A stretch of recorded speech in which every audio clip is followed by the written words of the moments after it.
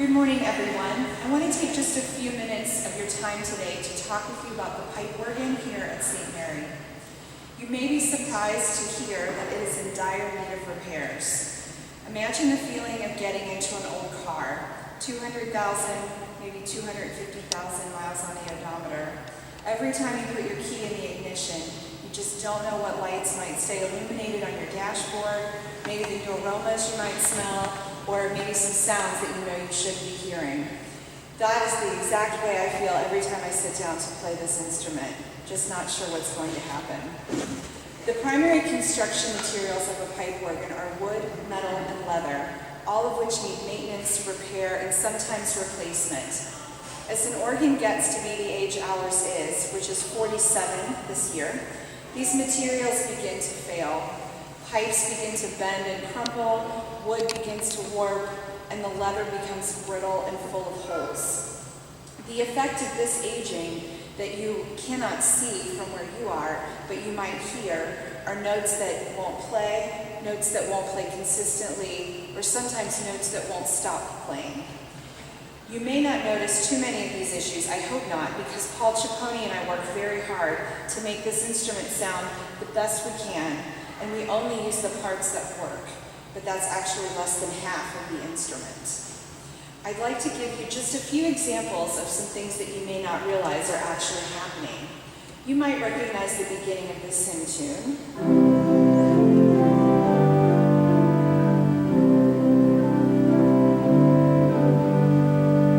Sounds pretty good like that, but would you recognize it this way?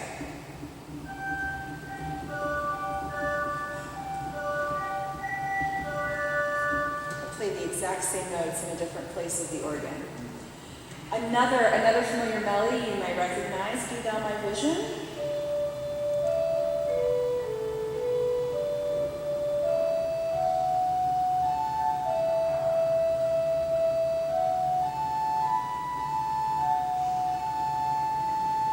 It could also sound like this.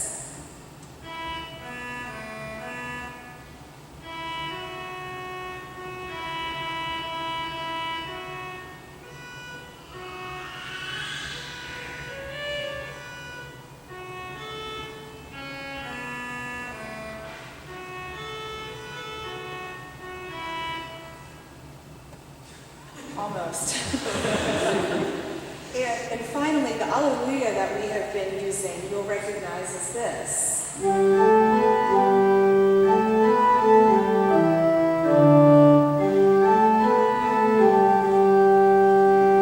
But if I play it on the chimes, it sounds like this.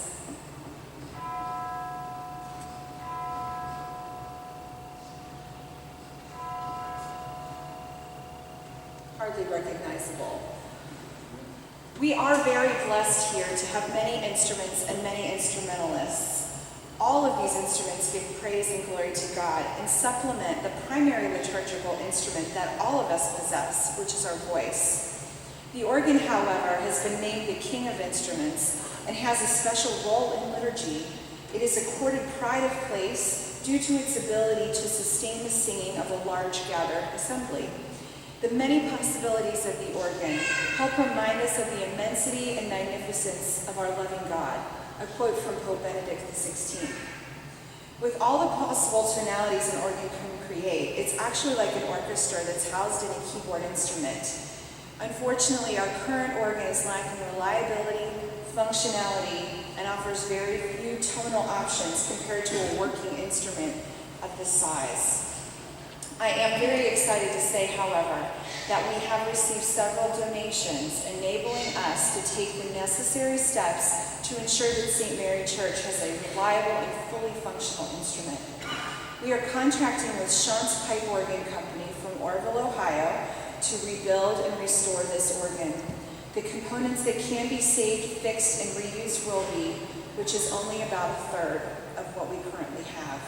And we will add new components, the other 2/3, that will create an instrument to support our congregational singing, accompany our choirs, cantors, and other instrumentalists, and ultimately enhance the daily worship of this community. To use another analogy appropriate for school going back into session, Our current instrument is like a box of crayons, but only 8.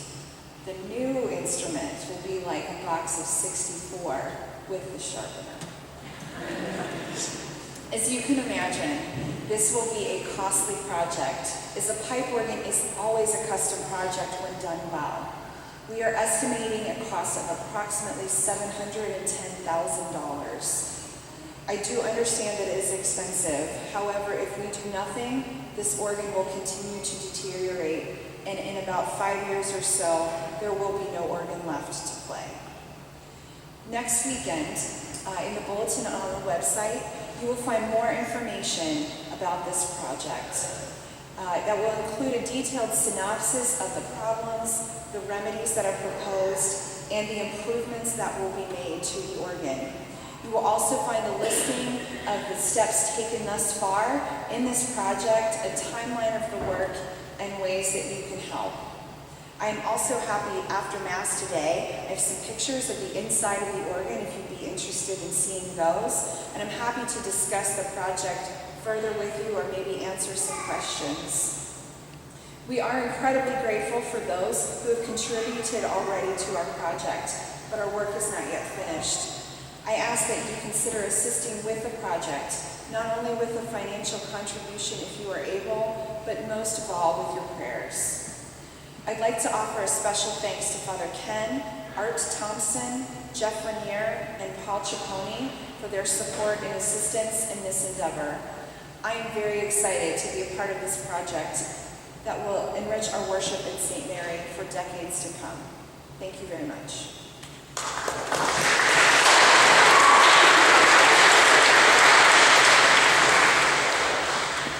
The Lord be with you.